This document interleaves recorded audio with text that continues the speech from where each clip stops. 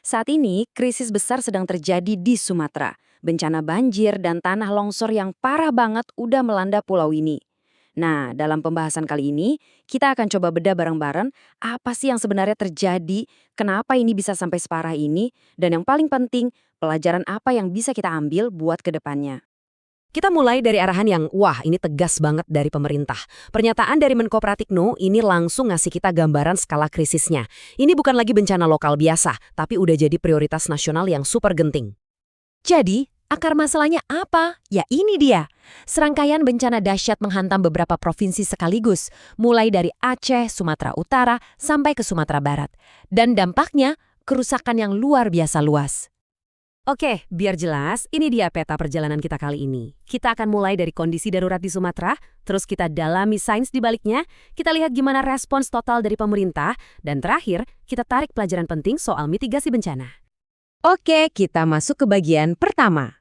Sebenarnya, separah apa sih dampak dan kehancuran yang terjadi di lapangan? Yuk kita lihat. Skala kerusakannya ini, wah benar-benar masif. Bisa dibilang melumpuhkan beberapa provinsi sekaligus. Coba bayangin aja, 4 jembatan vital di Aceh sampai putus.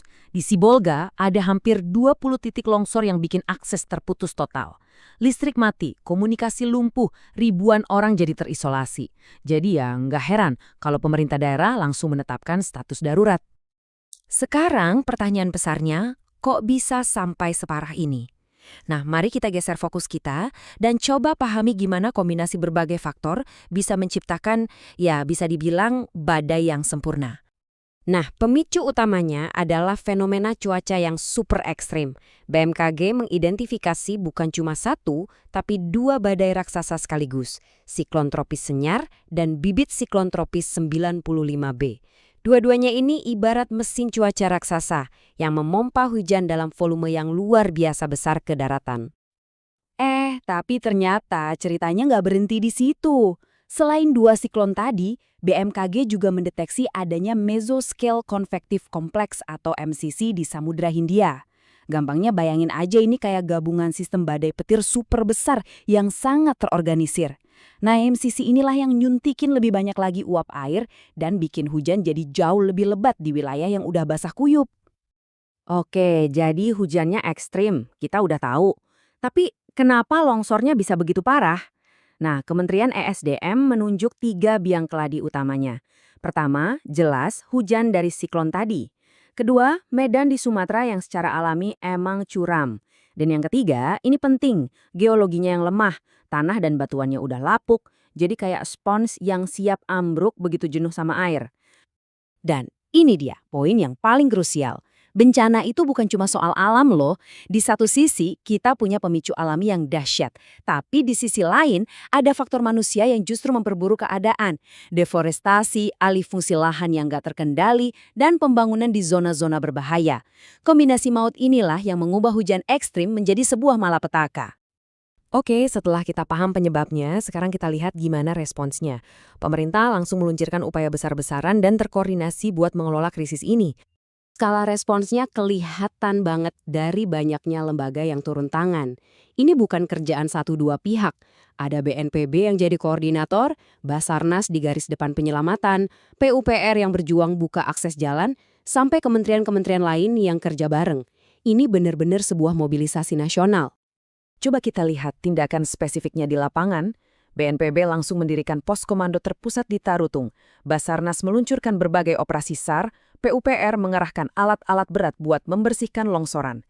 Karena akses darat putus, bantuan disalurkan lewat udara. Bahkan, teknologi modifikasi cuaca juga direncanakan buat mencoba mengurangi curah hujan. Angka 8 ini kelihatannya mungkin cuma angka biasa. Tapi ini artinya ada 8 operasi SAR besar yang berjalan secara bersamaan di provinsi-provinsi yang berbeda. Ini benar-benar ngegambarin seberapa intens dan masifnya upaya penyelamatan jiwa di lapangan. Nah, sekarang kita geser dari respons darurat ke pelajaran jangka panjang yang vital. Bencana Sumatera ini harus kita jadikan studi kasus yang kritis buat masa depan. Pertanyaannya, gimana caranya kita beralih dari sekedar bereaksi menjadi proaktif mencegah?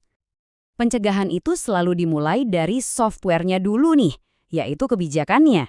Ini artinya kita harus punya perencanaan tata ruang yang melarang pembangunan di zona merah, mengelola kembali daerah aliran sungai, memperketat regulasi dan yang terpenting, mendidik masyarakat, serta membangun sistem peringatan dini yang benar-benar sampai ke level komunitas. Kalau tadi software, sekarang kita juga butuh hardware-nya, alias solusi rekayasa fisik. Contohnya kayak membangun check dam, ini bendungan kecil buat nahan sedimen di hulu, terus ada dinding penahan buat menstabilkan lereng, sampai rekayasa sungai. Bahkan dalam kasus yang ekstrim, ya relokasi warga dari zona paling bahaya bisa jadi satu-satunya pilihan. Semua upaya ini tuh harus dilihat sebagai sebuah siklus yang berkelanjutan ya. Saat ini kita masih di fase respons darurat. Tapi tujuan akhirnya adalah mencapai kesiapsiagaan jangka panjang, di mana mitigasi dan edukasi udah jadi budaya, bukan lagi sekedar reaksi panik setelah bencana datang. Jadi kalau ada satu hal yang harus kita bawa pulang dari obrolan kita kali ini, ya ini dia. Kita mungkin nggak berdaya melawan kekuatan alam seperti siklon, tapi kita sepenuhnya punya kuasa buat mengurangi kerentanan kita sendiri. Bencana itu terjadi di titik temu antara bahaya alam dan kerentanan manusia. Saya mau tutup dengan satu pertanyaan buat kita renungkan bersama. Krisis seperti di Sumatera ini kemungkinan besar akan semakin sering terjadi seiring dengan perubahan iklim.